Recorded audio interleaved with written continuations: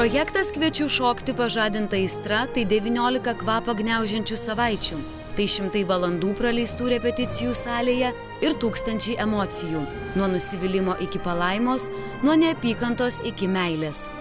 Tai galima pritaikyti visoms poroms, tačiau pripažinkime, ko gero labiausiai šokių projektas apvertė dainininko Donato Baumilos ir šokėjos Rasos Židonytės gyvenimus. Susipažinę prieš 7 mėnesius, tada jie dar neįtarė, kokią dovaną jiems įteiks likimas. Šiandien, kai visi žino apie šokių projekte įsižiebusią poros meilę, visai kitaip skamba tąkart Donato ištarti žodžiai. Pirmasis įspūdis, kai Donatas savo gyvenime sutiko Rasą. Su Rasa labai lengvai dirbasi. Jinai griežta, teisingai griežta. Šiek tiek gaunu, ačiū Dievui, nesu pagaliu per kojas, bet su ranka gaunu, taip ir per smakrą gaunu. Va, jeigu neklausau. Bet taip ir turi būti. Sutarėm gerai. Kol kas reikia tikėtis, kad taip ir liks.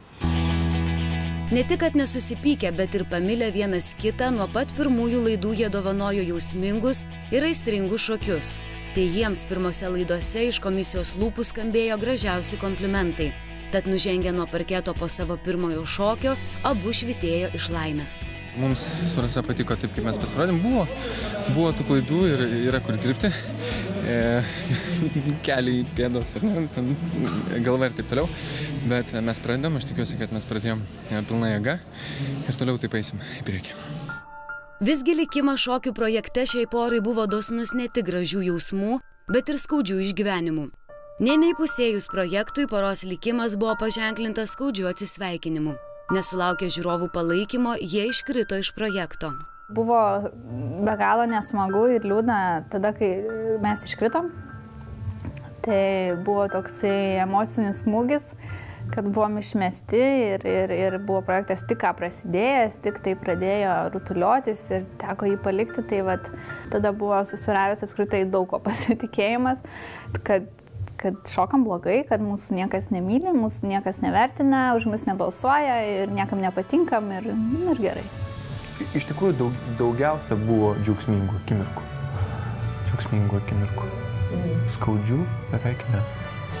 Ilgai blaškėsi dėl įsižiebusios meilės, ragavę triumfo ir fiasko. Iš lyderių kritę į outsiderius, pakilę ir vėl ėję tolyn. Ką iš tiesų ant šio parketo išgyveno Donatas su Rasa, ko gero žodžiais nenusakoma. Pora pripažįsta vieną. Šokių projektas negrįžtamai pakeitė ne tik jų gyvenimus, bet ir juos pačius.